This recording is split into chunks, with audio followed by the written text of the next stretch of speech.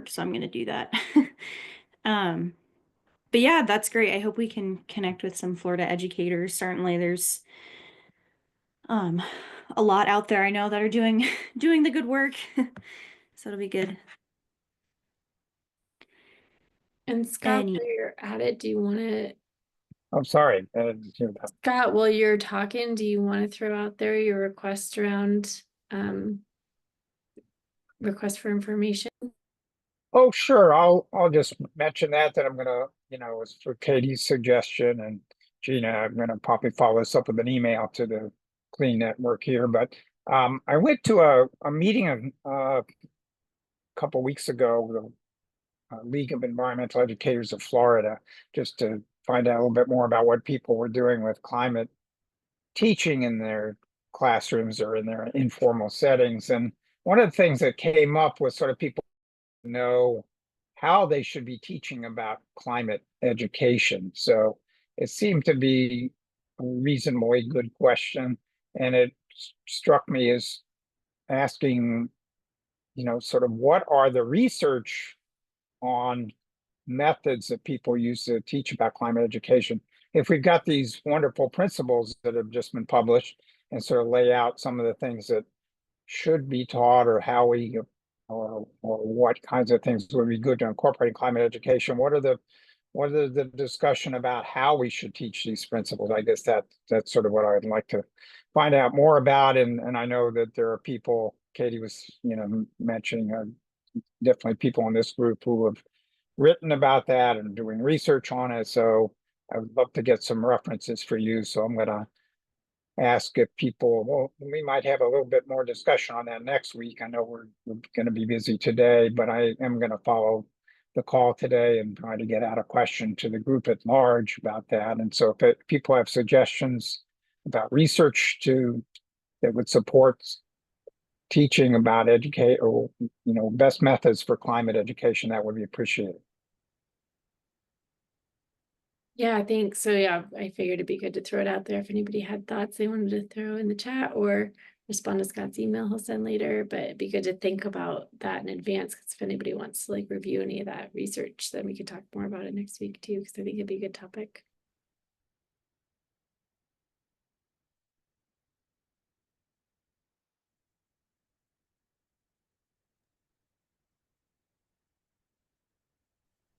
other thoughts from folks?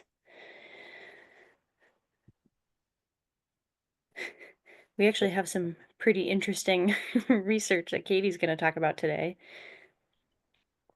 Yes, definitely, but on a different line of thought than teaching methods, I suppose.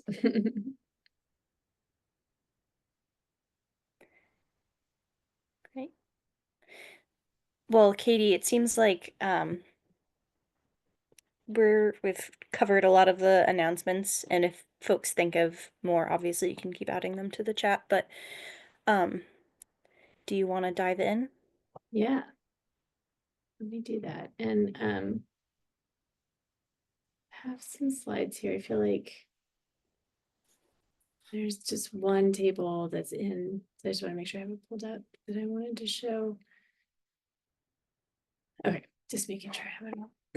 So we did this a couple of years ago, and I don't know how many of you actually filled out the survey, but if you did, thank you.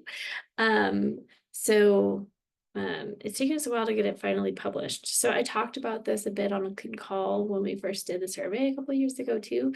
So some of this might seem familiar if you were on that call.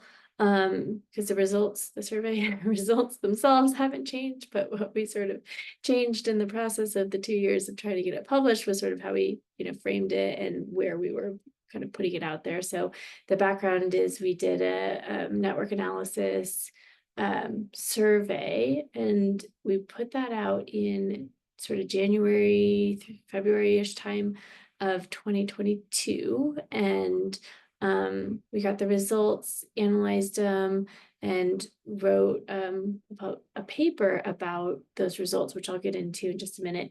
And we tried to submit that within the next year. I think we got it out in fall of 2022, but then it we first submitted it to a journal, and I think that they just were a little bit more focused on, from what I could tell, it was supposed to be very like humanities, climate change, sort of, like thinking about interdisciplinary work around climate change. So we thought it was a good spot, but I think they rejected it without having reviewed it, because they focus a lot more on, seems like, political science and economics and kind of like those big aspects of climate change, and weren't as interested in education, which was too bad. And so then we submitted to another journal and they did review it, but again, rejected it. And I don't think, because they sort of said this in the rejection too, that they didn't think it was not a quality paper, but just the sort of focus didn't quite fit. And it was a little bit more of a communication journal. And since we're focusing not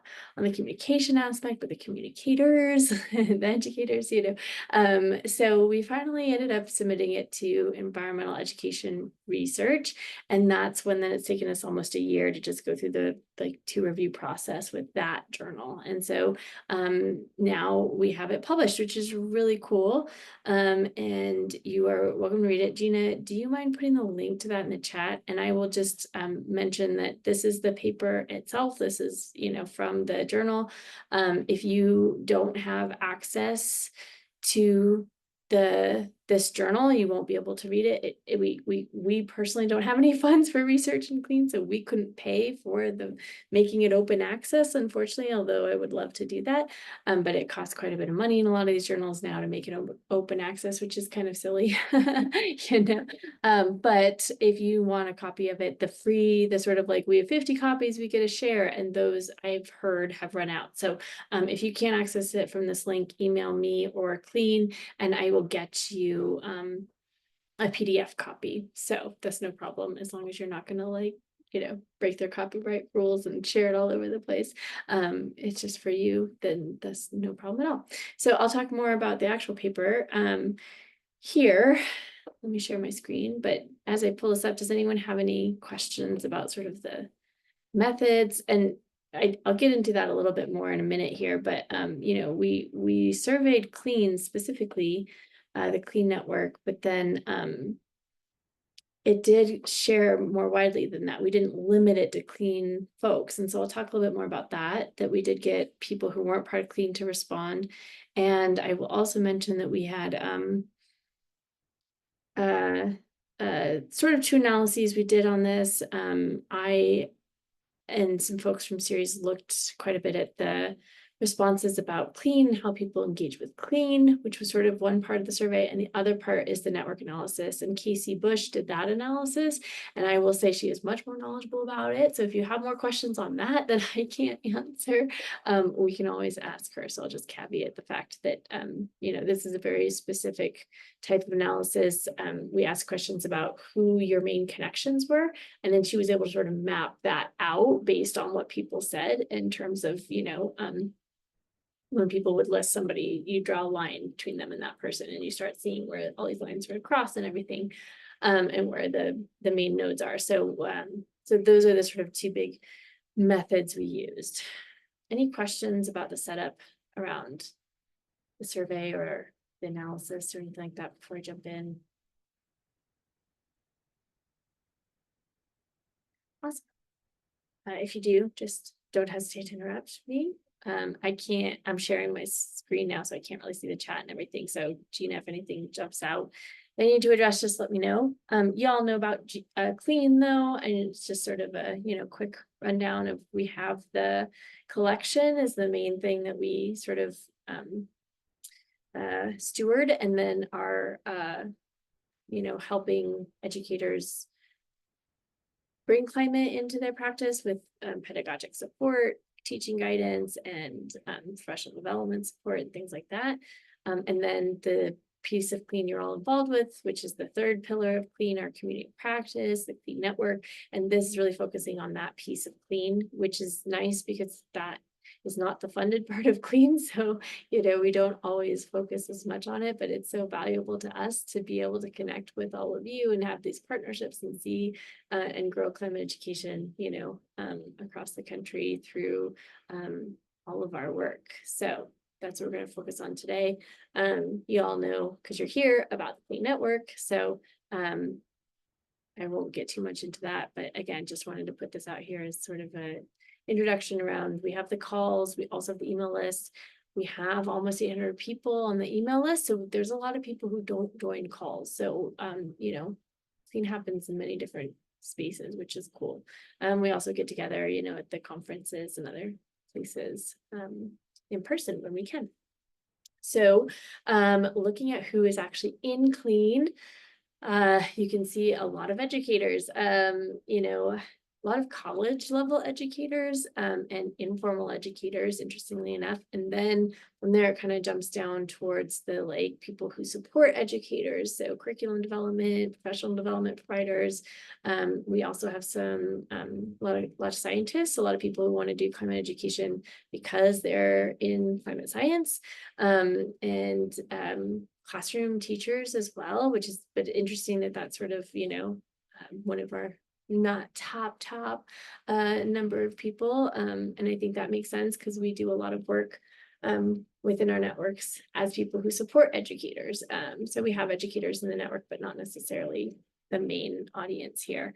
And then our community organizers, social scientists, and to a lesser extent, some of these other specialists, which is actually really cool to see, like communicators, you know, media folks, mental health and public health folks, and then down into artists and economists and things like that. I will say these are percentages, you know, these are sort of like a handful of people, like we might have had sort of, you know, two or three people kind of 2 to 5 answer for some of those, just so you're aware. I don't think I put the total number of people. That's in the paper though. Let me pull that up. Total number of people who answered. I should know this, but I don't off the top of my head. And I wrote it in the paper, so I know I can pull it up really easily.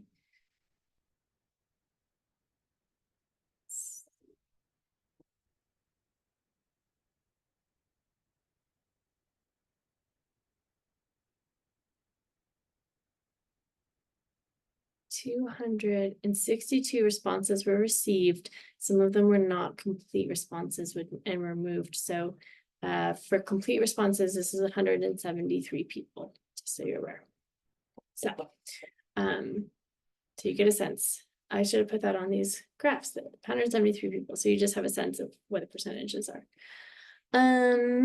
So we also asked one of the big things we asked was what type of climate education work do you do? And this was the dimensions that we bucketed people into in order to then ask them about their collaborations. So we let people kind of focus in. These buckets came from conversations we had within the network, but also to some extent from the literature, to some extent from things that we were sort of hearing outside of Clean in terms of, you know, these are aspects of climate education that folks want to focus on. So we had the main bucket of climate and energy education. We also had climate action and empowerment, community engagement bucket, workforce development, diversity, equity, inclusion, anti-racism, and then the policy aspect. And so you can see, interestingly enough, our biggest bucket was actually the action and empowerment, not necessarily climate education, formal and informal climate education, but I mean, I don't even think you'd call that a significant difference between those two groups. So very, very big buckets for those two, lesser extent, workforce development and the DEIA group, and then our smallest bucket was policy. And I think this reflects our network pretty well. We do less work in the policy realm, but even though we're all interested in that and want to help out and are getting more into it, it just is not our focus as much, and maybe somewhere we can try to strengthen and build more connections. Audiences served: youth, college students, young adults, teachers and adults, non-formal and informal educators. So again, kind of thinking about like reaching the youth themselves as the top, but we also reach a lot of the sort of educators as well. and communities, which is cool. I thought it was also interesting that we, to a lesser extent, but still reach sort of scientists and college educators, and media specialists. So let's see. This was not in the paper, so you're going to get a couple of things that didn't get into the paper for space, and just focus of the paper. But I thought it would be interesting for the Clean Network to know about. Interestingly enough, a lot of folks, for a lot of folks, this one is a select all that applies, so this is not percentage, or this is percentage, but that's why it goes above 100. For a lot of us, this is our main effort in our professional lives, but for a lot of us, it's not. It's volunteer or maybe secondary efforts, which I thought was pretty cool. That a lot of us do this just because we are interested in and want to do it, not necessarily because it's our profession. Membership in Clean. So a lot of folks were members for the last 10 years or so, but we did have, to a lesser extent, some newer members in the last sort of 5 to 8 and less than 5 years.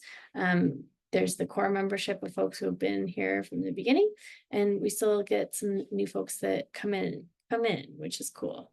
How do people participate in Clean? They join the calls, and which is interesting because and this is probably a reflection of the fact that, you know, people could choose to answer the survey. We didn't do a systematic like sampling of folks. So more people who engaged with Clean probably answered the survey as well. But interesting that that the calls were listed fairly highly, even though I feel like we have more people who kind of sit on the email list than engage in the calls. But you can see that people share Clean and attend gatherings, collaborated with other folks, and yeah. Oh, I think this one may not have included the email list. That might have been a separate question. This might be more like, how do you engage outside of that? But yeah, mostly calls, social media, and conferences. And when and how do people actually participate in the Tuesday calls? Presentations and specific discussions tended to bring more people in. So that was something that part of why we've started having more topics for the informal conversations, because people seem to want that more.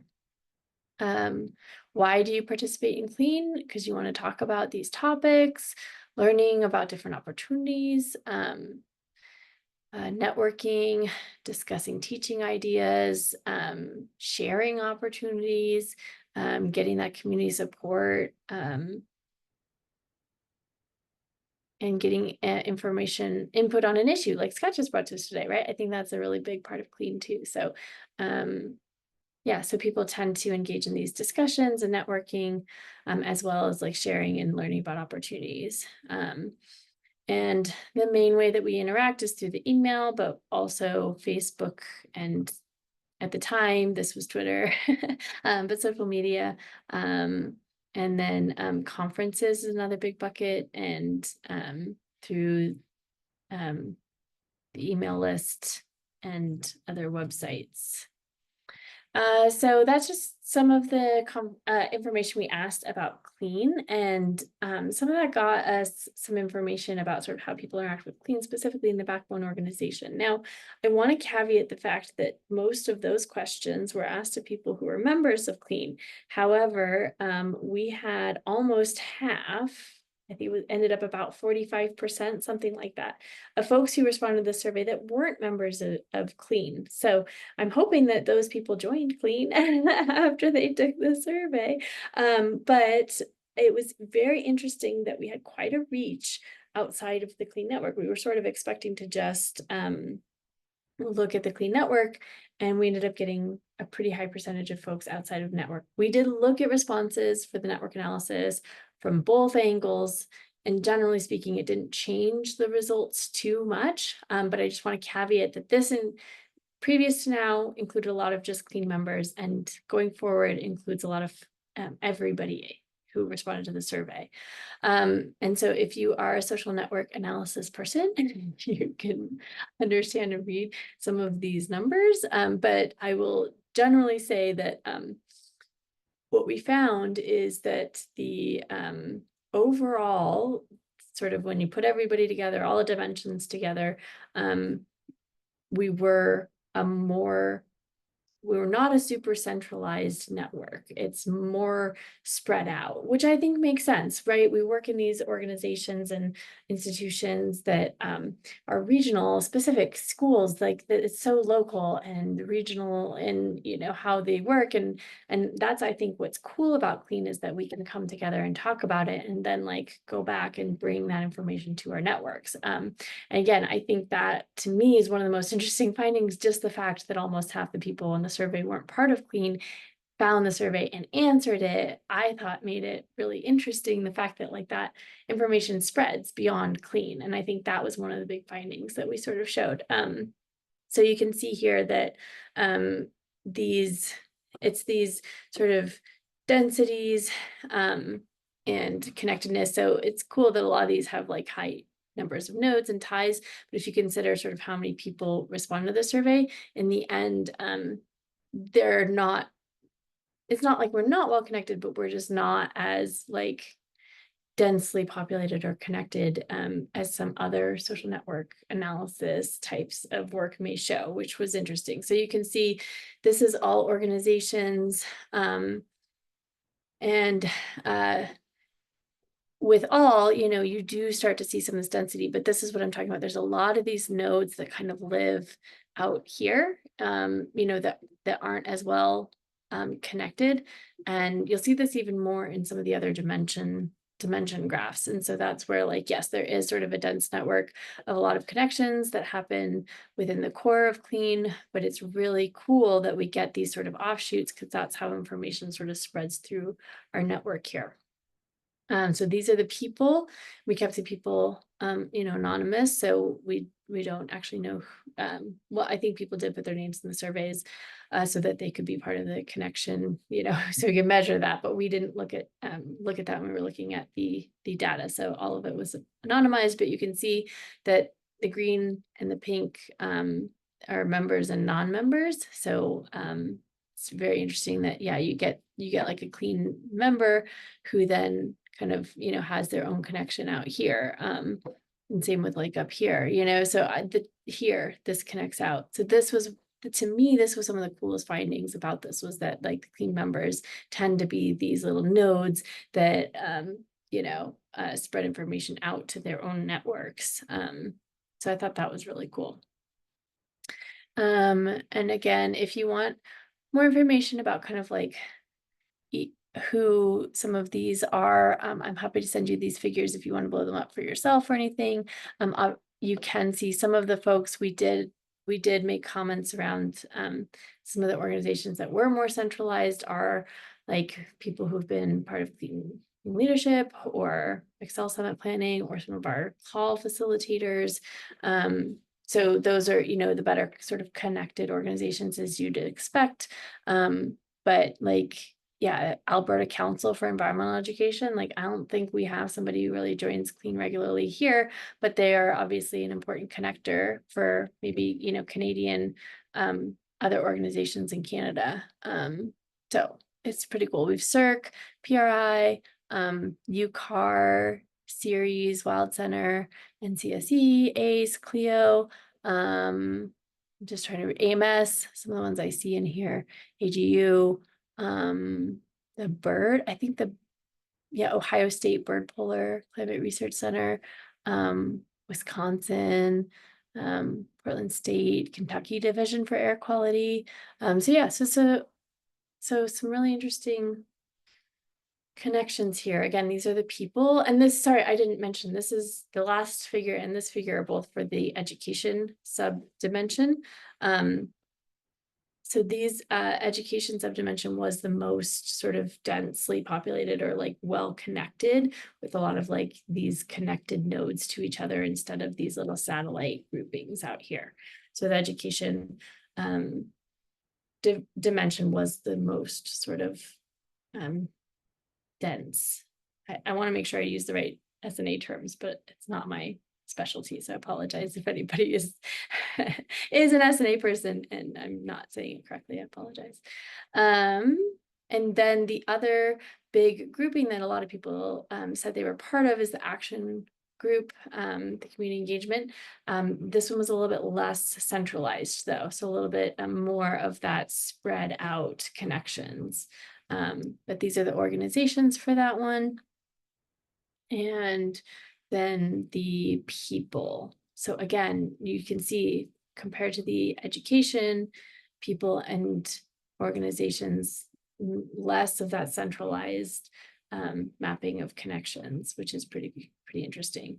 Again, diversity, equity, inclusion. Again, this group had fewer people who said they worked in this dimension, and it was more spread out and less well connected, but still a lot of good connections. You can see some of the groups we work with a lot.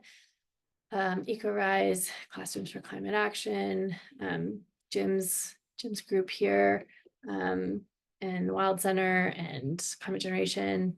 Clean was mentioned in this one, which is interesting because, and Clean was kind of a weird one because we, as the organization, the backbone organization, not a lot of people I think thought to mention Clean itself, and because it's confusing, is it the network or like collection or not? So we didn't actually show up in a lot of these, but series did, like our series at the time, Education Outreach, but now our CEEE.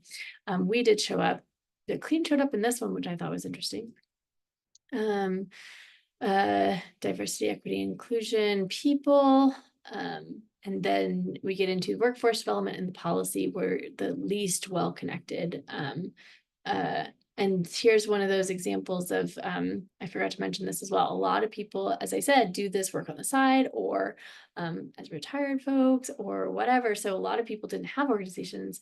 In fact, one of the biggest organizations that people worked for, quote unquote, was that they were independently doing this work. So that shows up here in the workforce development map that this is not an organization. This is people who are just doing this work, which is really kind of cool. And again, people very, very spread out here, and similarly with the policy focus and dimension.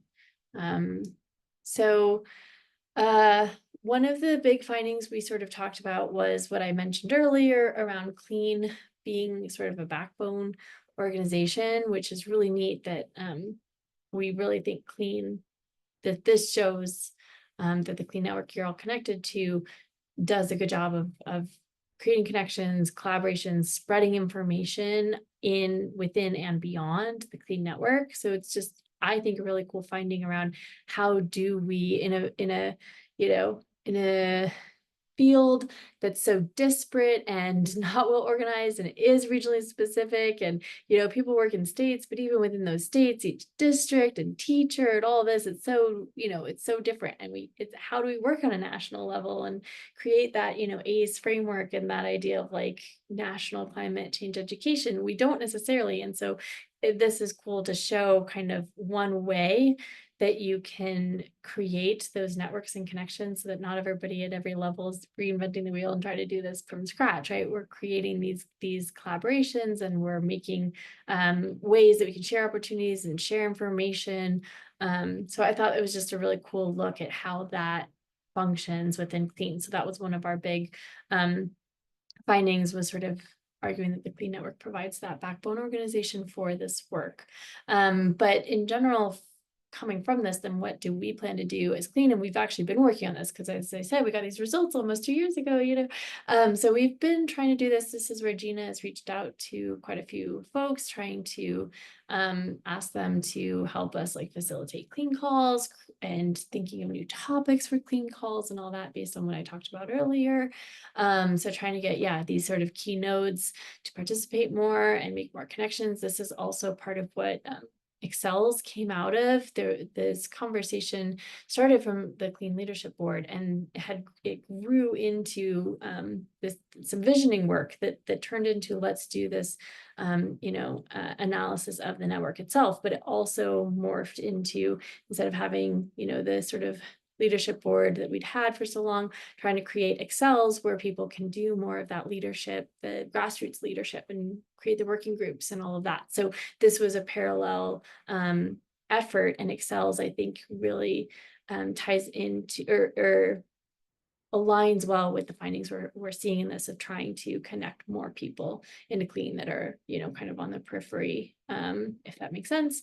So we also want to, in the future, we need to try to find funding because we sort of did this on the side, but we would love to do a larger analysis. And actually, there was a lot of people who were mentioned in the survey that didn't take the survey themselves. So doing a true landscape analysis where we sort of reach out to everybody who was mentioned but didn't take the survey, and thinking about like climate change education in general at a larger level, because as we saw, we dabbled into the getting to that larger landscape analysis with the fact that we reached beyond clean, but it wasn't systematic in that way. So we can't really call it a landscape analysis. So we want to try to do that and get a sense more of, in general, how climate change education field operates beyond just what clean does. So yeah, we're hoping to sort of like thinking about ways we might be able to fund Excels through like conference grant, which we can back up with this data of like really trying to connect people, but also thinking about like that landscape analysis. Like these are kind of the next steps we'd love to keep working on that have come out of this work. So Gina or Dawn, you were both on this. I saw you pop in. Did I miss anything? Anything else to? I think that was a good overview. Oh, sorry, I had one more slide. I totally forgot. Yeah, so generally found clean very professionally diverse, as you saw, around roles and audiences. People find value in clean, that backbone aspect, and very important for, yeah, sharing information.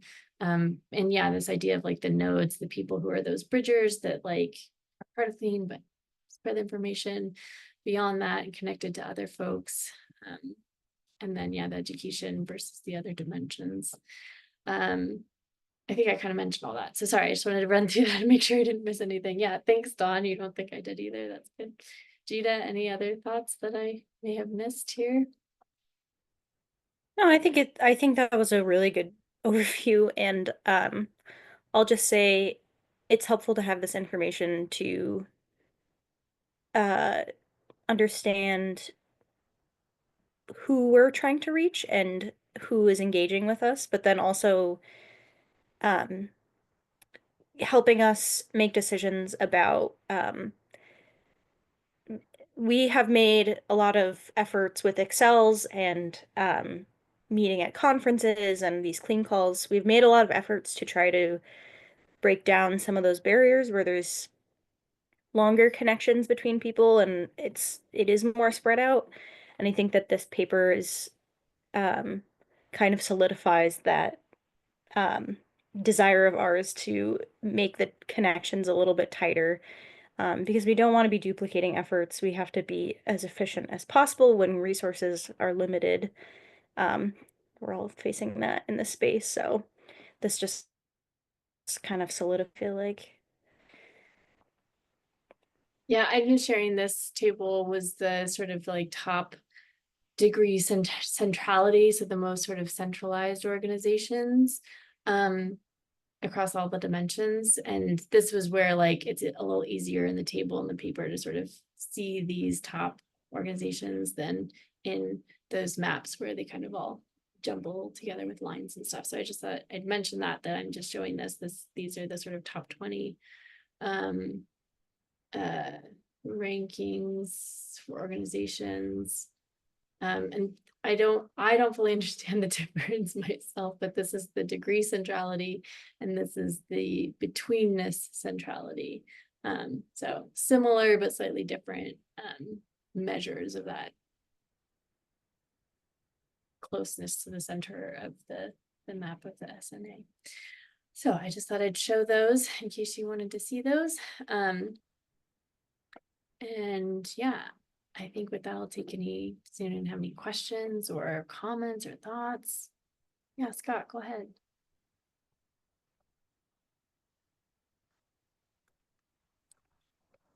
Sorry about that.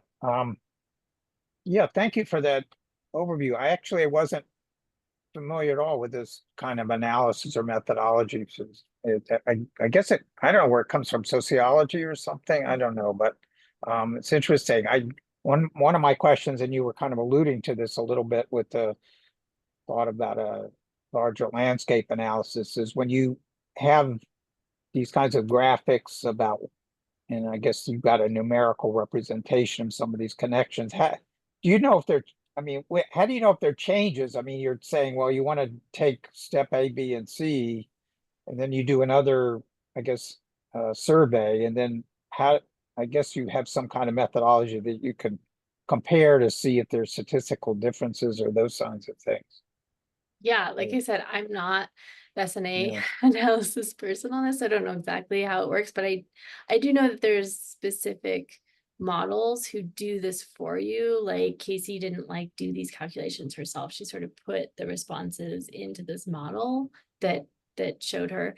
And so yes, of course this will change. I think this would have even changed had you ask people the next day potentially, because you know, we tried to limit to some extent. People could only choose 5 people. We had both people and organizations. So you could do both. You could sort of do up to 10, but basically you could choose 5 organizations within each dimension. So again, if you worked in 3 dimensions, you could choose more than 5 people, obviously, for the different types of work that you do. But within each dimension, the way we asked it was sort of what are the organizations that you work with most closely, list up to 5. And then same with people. What are the people you work with most closely, list up to 5. So that just to some extent, you know, parts of the year, like we work with Climate Generation very closely when they're doing their summer institute, you know, and other times of year, like we might work more closely with some of the developers. Like when I'm ingesting resources, like I might be working more closely. So I have a feeling just within our work, sometimes if you limit it like that, you know, you might get a different answer tomorrow, depending on kind of what work you're doing. So yeah, and Scott, you make a really good point. I mean, we're 2 years later. I imagine this would change. So doing larger landscape analysis, like it's that is a challenge in terms of just the amount of time it's been. It would be totally worth trying to do this again as is, if through the network too, as well as that larger landscape analysis, because I'm sure it would change over time. I don't know though, I don't know a lot of the details around if you could look at those changes over time. You'd have to sort of make sure it was the same people responding and all that to see if that, you know, changed. So I don't know how that would work exactly. But you could probably do that. But yeah, again, it was a big effort for us. It's taken us, you know, 2 years, over 2 years to do this one. So it's a little hard to say we're going to do another one right away, just because we haven't been supported to do it in a monetary sense. Obviously, you all know about that, right? It's hard to do the work when you don't have that support and funding, but it's still really good work to do and interesting. So yeah, I think we have thoughts around trying to continue this and figure out where we're going to go from here. And doing that comparison over time would be very valuable. Whether we're going to do it though, I can't say yes for sure.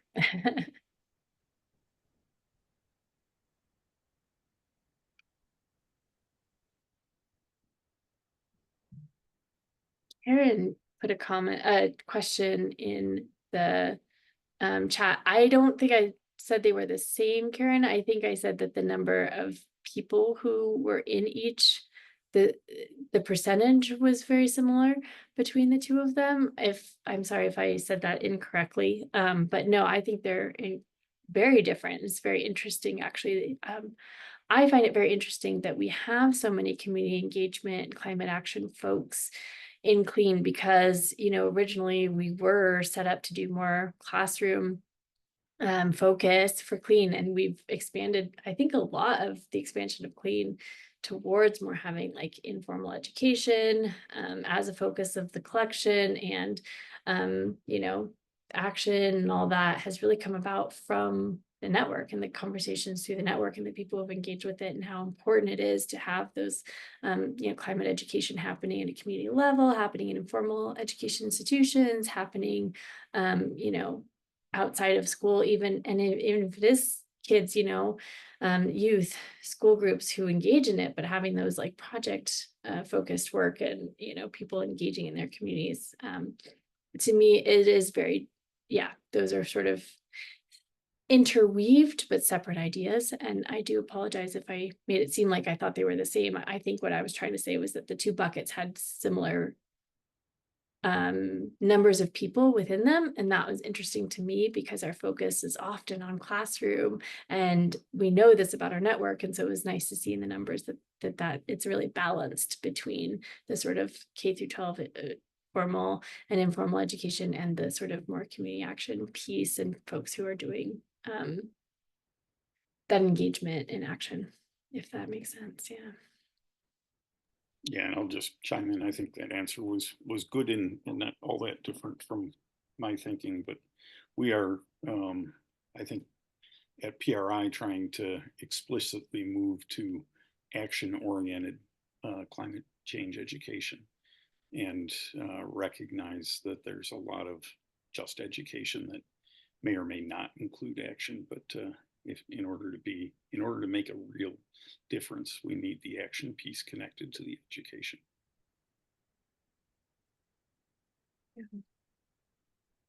Yeah, and I agree, Karen. I think, that's what Don's saying. I think a lot of our organizations have been moving that way, trying to push towards more of the action piece and focus on that. I certainly have heard that in the conversations in Clean over the 5 or 6 years I've been here, so let's see. Oh, good question, Wendy. We did not ask about recordings. So I actually don't know if that includes the recordings or not. I will say we have web analytics data that shows that that people do watch the recordings and engage with them pretty regularly. So I imagine that it would include both because people do get information from the recordings, but we didn't explicitly ask that, so I can't say for sure. That was my guess when you said that it was so high, then I was like, oh, well, if a lot of people watch the recordings, then, just the number in the meeting wouldn't necessarily explain how many people it's reaching. Totally. Yeah, I think that's a good point. We say that all the time too, and I didn't think about it when I was putting those graphs together. So yeah, I think that's a really good point. I think it does engage a lot more people through the recordings than we see on the calls. Yeah. Yeah, James. Yeah, comment when we do talk about action, a recommendation that we have sometimes a parsing that it's not a matter of having one play against the other, one is good, one is bad. In fact, it's the opposite as to showing the diversity of what we mean by action. That I know a lot of people, when either they're intentionally doing it or they're assuming that that's what other people are doing, when they think action, they mean it is working with an elected official to try and change their mind. That's what action is. That's an action, right? But there's other forms of action. And I know part of it is being a science educator primarily within all the different things that I do and work and things.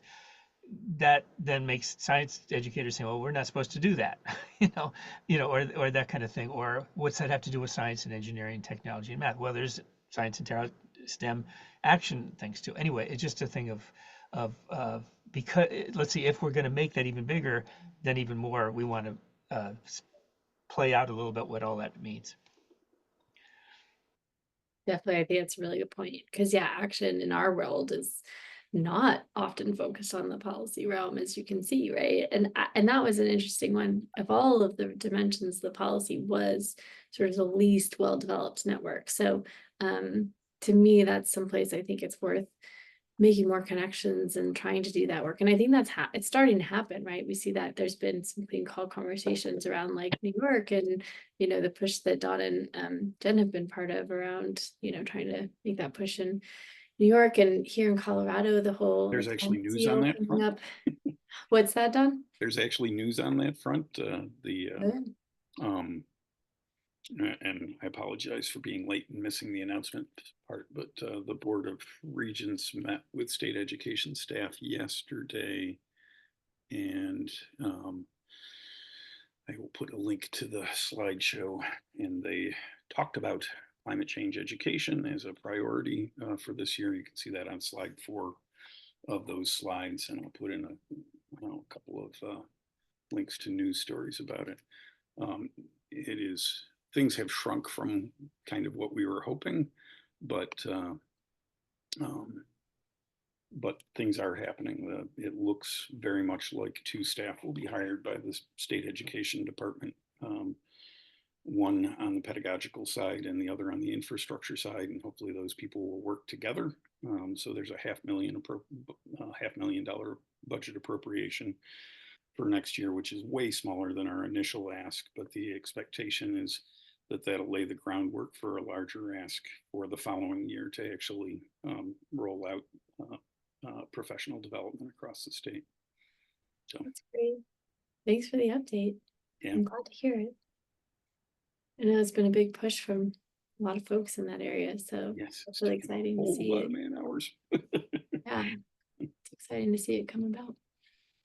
Well, and yeah, here in Colorado too, right? We weren't involved. Yep. We had to be careful to not advocate for certain policies, so we weren't really involved with this. But then they passed the climate literacy seal, where districts can choose to offer this like certificate of climate literacy for high school students when they graduate on top of their diploma.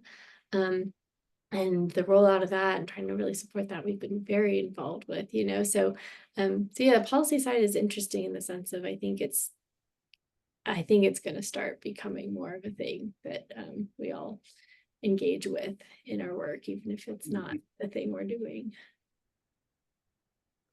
And Katie, if I could kind of jump in on that one too. The things that there are certain words that then people assume this is all you mean. If it's touchy for certain educators to be working in policy advocacy, as in we want to change the policy. Okay. If there is a policy, if there is a law, if the electoral process or whatever has said we are going to do something and then we're not doing it, that is in the realm of education, because we're to educate to do the things that have been agreed on that we need to do. So I mean, there's that kind of a thing of implementing policy opens up a whole lot of thing. And I just encounter people a lot where they're thinking we're always trying to change policy, but what about implementing it? And then and that is in some ways that's even a bigger task. That's really wide open for students to do.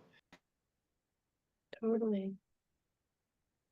I know we're down to about 5 minutes left. Does anyone else have questions, comments, things they'd like to talk about related to this?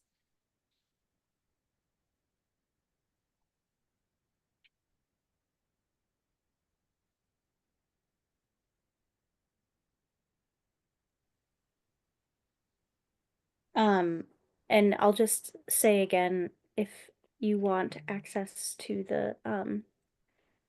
the publication itself, Katie can share a PDF. Otherwise, I know some folks have the institutional access, but we're happy to unpack this more as time goes on. And like I said, it's really helpful to look at these results to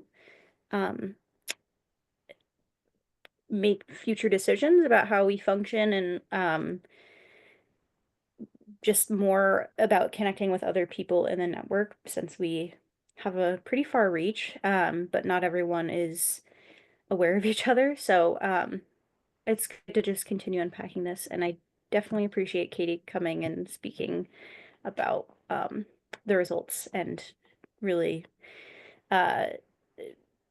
I don't want to say dumbing it down for us, but making it clear and understandable. So that's great. Yeah, thanks everyone for joining. And yeah, let me know if you have any questions about this stuff, if you want to dig in more. And if it's about the social network analysis, I'll connect you with Casey. Yeah. She's great at the technical side of things.